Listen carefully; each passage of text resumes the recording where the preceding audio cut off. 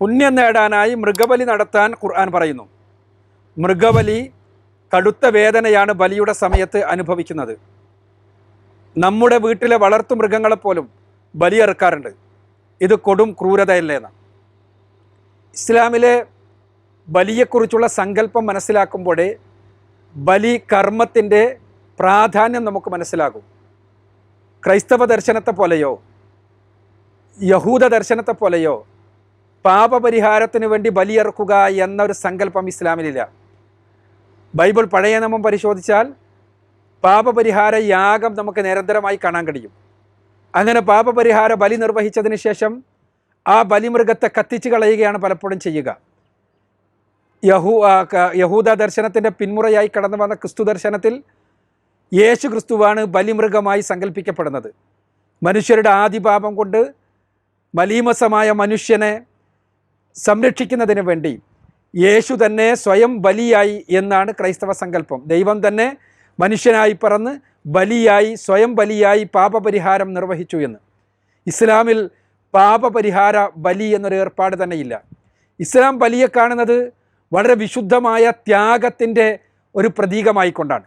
ഇബ്രാഹിം നബി അലൈഹി സ്വലാത്തു വസ്സലാം തൻ്റെ ജീവിതത്തിൻ്റെ സായാഹ്നത്തിൽ തനിക്കുണ്ടായ കുഞ്ഞ്, ആ മകൻ തന്നോടൊപ്പം പണിയെടുക്കുവാൻ പ്രായമായ സന്ദർഭത്തിൽ ഒരു സ്വപ്നം കാണുന്നു, മകനെ ബലിയെറുക്കാൻ വേണ്ടി. ആ സ്വപ്ന സാക്ഷാത്കാരത്തെക്കുറിച്ച് മകനുമായി ചർച്ച ചെയ്യുന്നു. പടച്ചവൻ്റെ കൽപ്പന പ്രകാരം ചെയ്തു കൊള്ളുക എന്ന് മകൻ പറയുന്നു. അതനുസരിച്ച് ഇബ്രാഹിം അലൈഹി സ്വലാത്തു വസ്സലാമും മകൻ ഇസ്മായിലും കൂടി ബലിയെറുക്കുന്നതിന് വേണ്ടി പോകുന്നു.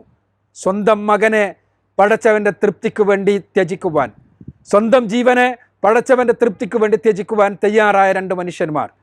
അങ്ങനെ ആ പോകുന്ന സന്ദർഭത്തിൽ പടച്ചതമ്പുരാൻ ഇടപെട്ടിട്ട് പറയുന്നു, വേണ്ട ഇബ്രാഹിം, മറിച്ച് നിങ്ങൾ ഒരു ആടിനെ ബലിയെറുത്തു കൊള്ളുക. അങ്ങനെയാണ് ഇസ്ലാമിൽ ബലി സമ്പ്രദായം ഉണ്ടായത്. ബലിയുമായി ബന്ധപ്പെട്ട വചനങ്ങൾ പരിശുദ്ധ ഖുർആനിൽ ഏറെയൊന്നുമില്ല. ഖുർബാൻ എന്ന പദം, ബലിക്കുള്ള അറബി പദം 3 തവണയാണ് പരിശുദ്ധ ഖുർആൻ പ്രയോഗിച്ചിട്ടുള്ളത്. അതിൽ തന്നെ ഒരു തവണ മാത്രമാണ് അത് അനുഷ്ഠാനപരമായ ബലിയെ കുറിക്കുന്നത്. എന്നാൽ ബലിയെക്കുറിച്ച്, ഹജ്ജുമായി ബന്ധപ്പെട്ട ബലിയെക്കുറിച്ച് വിശദീകരിച്ചു കൊണ്ടുള്ള പരിശുദ്ധ ഖുർആനിലെ വചനങ്ങളുണ്ട്. ഖുർആനിലെ 22-ാമത്തെ അധ്യായം സൂറത്തുൽ ഹജ്ജിലെ 36-37 വചനങ്ങളിൽ അതിൽപ്പെട്ടതാണ്. ഇവിടെ ആ വചനങ്ങളിൽ തന്നെ എന്താണ് ബലിയെന്നും എന്തിനാണ് ബലിയെന്നും വ്യക്തമാക്കുന്നു. ബലി പാപപരിഹാരത്തിനല്ല, ബലി പടച്ചവനെ പ്രീതിപ്പെടുത്താൻ വേണ്ടിയുള്ള രക്തമോ മാംസമോ നൽകുന്നതിനല്ല, മറിച്ച് ബലി ത്യാഗസന്നദ്ധതയുടെ പ്രതീകമാണ്. തൻ്റെ ജീവിതത്തിലെ എന്തിനേയും പടച്ചവൻ്റെ തൃപ്തിക്ക് വേണ്ടി സമർപ്പിക്കുവാൻ സന്നദ്ധമാണ് എന്ന പ്രഖ്യാപനമാണ് ബലി. ആ ബലിയെക്കുറിച്ച് പരിശുദ്ധ ഖുർആൻ 22-ാമത്തെ അധ്യായം സൂറത്ത് ഹജ്ജിലെ 37-ാമത്തെ വചനം വളരെ കൃത്യമായി പറയുന്നു, ബലി അറുക്കുന്ന മൃഗത്തിൻ്റെ മാംസമോ രക്തമോ അല്ല പടച്ചവനിലെത്തുന്നത്, മറിച്ച് നിൻ്റെ ത്യാഗസന്നദ്ധതയാണ്, നിൻ്റെ തഖ്വയാണ്, നിൻ്റെ സൂക്ഷ്മതയാണ് എന്ന്. ആ സൂക്ഷ്മത എത്രത്തോളം ഉണ്ട് എന്ന് അളക്കുന്നതിന് വേണ്ടിയുള്ള ഒരു പ്രകടനം മാത്രമാണ് ബലി. ഇനി ബലി മൃഗങ്ങളോട് ചെയ്യുന്ന ക്രൂരതയല്ലേ അതാണ്.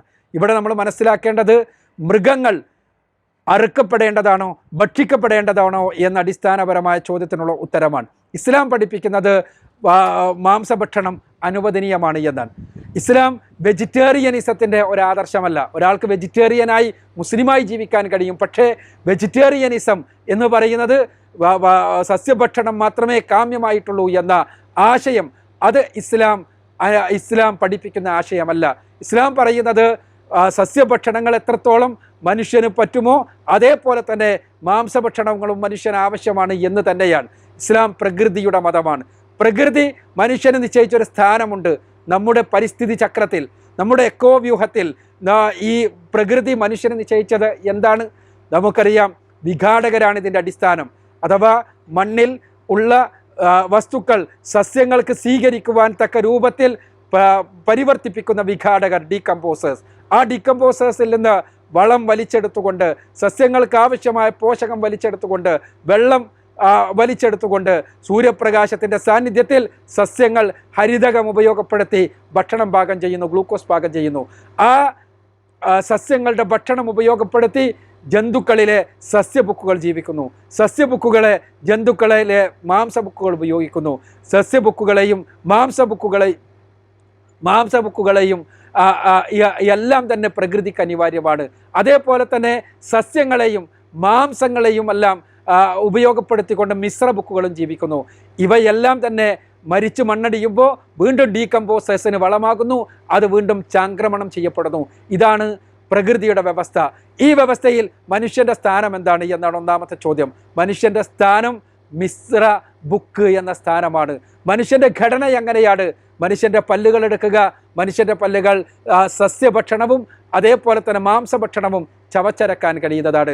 മനുഷ്യൻ്റെ കരളെടുക്കുക, കരള് മനുഷ്യനെ സസ്യഭക്ഷണവും മാംസഭക്ഷണവും ഒരേപോലെ തന്നെ കരളുമായി ബന്ധപ്പെട്ട ഉപാപചയ പ്രക്രിയകൾ നടത്തുവാൻ തക്ക രൂപത്തിലുള്ളതാണ്. മനുഷ്യൻ്റെ കുടലുകൾ എടുക്കുക, കുടലുകൾ സസ്യഭക്ഷണവും മാംസഭക്ഷണവും ഉപയോഗിക്കാൻ പറ്റുന്ന രൂപത്തിലാണ്. മാത്രവുമല്ല പല പോഷകങ്ങളും മനുഷ്യന് അനിവാര്യമായ പല പോഷകങ്ങളും മാംസഭക്ഷണത്തിലാണ് പ്രധാനമായിട്ടുള്ളത്. വൈറ്റമിൻ സി ആണെങ്കിലും പ്രധാനമായും വൈറ്റമിൻ B12 മനുഷ്യൻ്റെ നാഡീവ്യവസ്ഥയ്ക്ക് അനിവാര്യമാണ്. ആ നാഡീവ്യവസ്ഥയ്ക്ക് അനിവാര്യമായ വൈറ്റമിൻ B12 പ്രധാനമായുള്ളത് മാംസഭക്ഷണങ്ങളിലാണ്.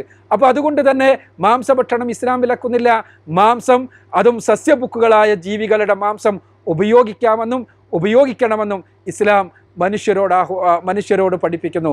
നല്ല ഭക്ഷണമായി എണ്ണിയ കാര്യങ്ങളിൽ ആ മാംസബുക്കുകളുടെ സസ്യബുക്കുകളായ ജന്തുക്കളുടെ മാംസവും ഉൾപ്പെടുന്നു. പന്നി മാംസമാണ് ഇസ്ലാം നിരോധിച്ചത്. അതേപോലെ തന്നെ മാംസബുക്കുകൾ അഥവാ ദ്രംഷ്ടങ്ങളുള്ള ജീവികളുടെ മാംസവും ഇസ്ലാം നിരോധിച്ചിട്ടുണ്ട്. ഇതൊഴിച്ചുള്ള മാംസം ഇസ്ലാം അനുവദിക്കുന്നു.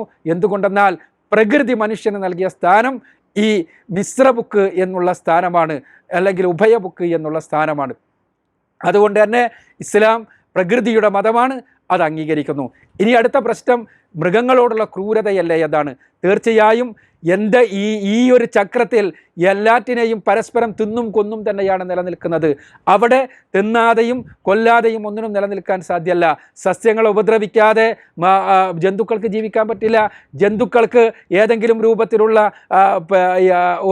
ഏതെങ്കിലും ജന്തുക്കളെ നശിപ്പിക്കാതെ മാംസബുക്കുകൾക്ക് ജീവിക്കാൻ സാധ്യമല്ല. അതതിൻ്റെ പ്രകൃതിയുടെ ഒരു വ്യവസ്ഥയാണ്. ആ വ്യവസ്ഥയെ ഇസ്ലാം അംഗീകരിക്കുന്നു. പക്ഷെ അവിടെ ഒരിക്കലും അമിതത്വം പാടില്ല എന്ന് പഠിപ്പിക്കുന്നു. ഒരിക്കലും അമിതമായി പ്രകൃതിയെ നശിപ്പിക്കാൻ, ജീവികളെ കേവലമായ അലങ്കാരത്തിന് വേണ്ടി കൊന്നൊടുക്കുവാൻ ഒന്നും ഇസ്ലാം അനുവദിക്കുന്നില്ല. ഭക്ഷണത്തിന് വേണ്ടി ജീവികളെ തീർച്ചയായും വേട്ടയാടാവുന്നതാണ്. ഇസ്ലാം പഠിപ്പിക്കുന്നത് അങ്ങനെയാണ്. പിന്നീട് ജീവികൾക്ക് വേദനയുണ്ടാവില്ലേ എന്നാണ്. ഈ രംഗത്ത് ഒരുപാട് പഠനങ്ങൾ നടന്നിട്ടുണ്ട്. ഇസ്ലാമികമായ അറിവ് രീതി റസൂലുള്ളാഹി സ്വല്ലല്ലാഹു അലൈഹി വസല്ലം പഠിപ്പിച്ചത് സഹീഹ് മുസ്ലിമിലുണ്ട്. എല്ലാറ്റിലും ഉത്തമമായ രീതിയുണ്ട്. ജന്തുക്കളുമായി നിങ്ങൾ ഉത്തമമായ രീതിയിലാവണം വർത്തിക്കേണ്ടത്. അവയെ അറുക്കുന്നത് പോലും കാരുണ്യത്തോടുകൂടി ഉത്തമമായ രീതിയിലാകണം. നിങ്ങൾ അറുക്കുമ്പോൾ നിങ്ങളുടെ അറുക്കുന്നതിന് വേണ്ടിയുള്ള കത്തി നന്നായി മൂർച്ചയാക്കിയിട്ടുള്ളതാകണം. തീർച്ചയായും ഇസ്ലാമിലെ അറവ് രീതി നമുക്കറിയാം. കണ്ടനാളത്തിൽ കത്തി വെച്ചുകൊണ്ട് അറുക്കുകയും കഴുത്ത് മുറിയാതെ അറുക്കുകയും ചെയ്യുക എന്നുള്ള അറവ് രീതി. ജർമ്മനിയിലെ യൂണിവേഴ്സിറ്റിയിൽ ഈ വിഷയം പഠനവിധേയമായിട്ടുണ്ട്. ലോകത്ത് നിലനിൽക്കുന്ന ജന്തുക്കളെ കൊല്ലുന്ന രീതികളിൽ ഏറ്റവും ശാസ്ത്രീയം, ജന്തുവിന് തീരവേദന അനുഭവിക്കാത്ത രൂപത്തിലുള്ള ശാസ്ത്രീയമായ രീതിയാണിത് എന്നാണ്. ജന്തുവിന് തീരവേദന അനുഭവിക്കാത്തത് എന്നത് ഒരു അതിശയോക്തിപരമല്ല.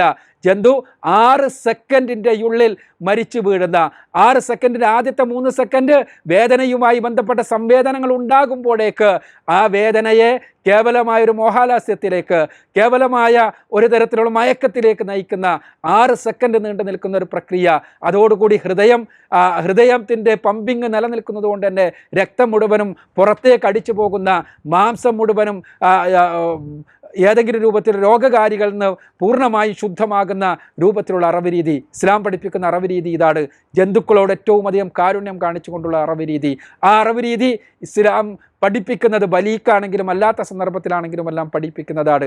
അവിടെ ഇസ്ലാം ജന്തുക്കളുടെ പ്രകൃതിപരമായി ജന്തുവിനെ ഉപയോഗപ്പെടുത്തുവാൻ മുസ്ലിമിനെ അനുവദിക്കുകയും അതോടൊപ്പം തന്നെ ജന്തുക്കളോട് ക്രൂരത കാണിക്കാൻ പാടില്ല എന്ന് പഠിപ്പിക്കുകയും ചെയ്യുന്നു.